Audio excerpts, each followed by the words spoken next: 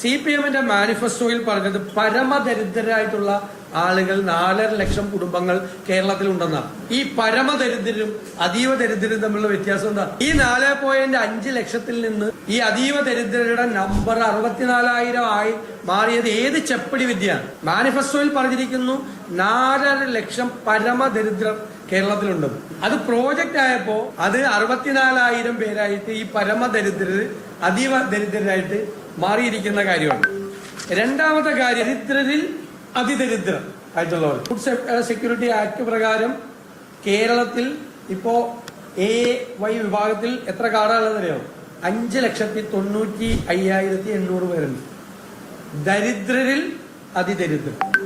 അവരെല്ലാം ദാരിദ്ര്യ രേഖയിൽ നിന്നും ഈ അതീവ ദാരിദ്ര്യത്തിൽ നിന്നും മാറിയെങ്കിൽ കേന്ദ്ര ഗവൺമെന്റ് അവർക്ക് കൊടുക്കുന്ന പ്രത്യേക റേഷൻ നിർത്തുമെന്നാണ് ഇപ്പോൾ സാമ്പത്തിക വിദഗ്ധരും രംഗത്ത് പ്രവർത്തിക്കുന്ന പ്രഗത്ഭരുമായിട്ടുള്ള ആളുകൾക്കാരോട് ഒത്തിരിക്കുന്ന കത്തിൽ പറഞ്ഞിരിക്കുന്നത്.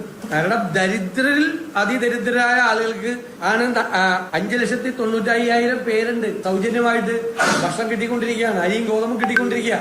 അപ്പൊ അവരൊന്നും ഈ കൂട്ടത്തിൽ പെടില്ല. എന്നിട്ട് സർക്കാർ ഒരു ലിസ്റ്റ് ഉണ്ടാക്കിയിരിക്കുകയാണ് 64,000 പേര്. എന്താ മാനദണ്ഡം? പ്ലാനിംഗ് ബോർഡിന് എന്ത് റോളാണ് ഉണ്ടായിരുന്നത്? കേരളത്തിലെ സ്റ്റാറ്റിസ്റ്റിക്സ് ഡിപ്പാർട്ട്മെന്റിന് എന്ത് റോളാണ് ഉണ്ടായിരുന്നത്? എന്തായിരുന്നു ഇതിന്റെ ഒരു മെത്തഡോളജി? ഇത് സെലക്ട് ചെയ്യാൻ വേണ്ടിയിട്ടുള്ള മെത്തഡോളജി എന്തായിരുന്നു? അതിനെ ഒരു പ്രൊപ്പഗാൻഡ ലെവലിലേക്ക് കൊണ്ടുപോയി പ്രചരണത്തിന് വേണ്ടി ഇലക്ഷന് തൊട്ട് മുമ്പ് കേരളത്തിൽ അതീവ ദരിദ്രരില്ലാത്ത സംസ്ഥാനം എന്ന് പ്രഖ്യാപിക്കുന്ന രാഷ്ട്രീയ പ്രചരണമാണ് നടത്തുന്നത്. ഈ പാവപ്പെട്ടവരെ വെച്ച് അവർക്ക് നീതി കൊടുക്കാതെ അവരോട് നീതിപൂർവമായി പെരുമാറാതെ. CPM-ന്റെ മാനിഫെസ്റ്റോയിൽ പറഞ്ഞത് പരമദരിദ്രരായിട്ടുള്ള ആളുകൾ 4.5 ലക്ഷം കുടുംബങ്ങൾ കേരളത്തിലുണ്ടെന്നാണ്. ഈ പരമദരിദ്രരും അതീവ ദരിദ്രരും തമ്മിലുള്ള വ്യത്യാസം എന്താ? ഈ 4.5 ലക്ഷത്തിൽ നിന്ന് ഈ അതീവ ദരിദ്രരുടെ നമ്പർ 64,000 ആയി മാറിയത് ഏത് ചെപ്പടി വിദ്യയാണ്? മാനിഫെസ്റ്റോയിൽ പറഞ്ഞിരിക്കുന്നു 4.5 ലക്ഷം പരമദരിദ്രർ കേരളത്തിലുണ്ട്.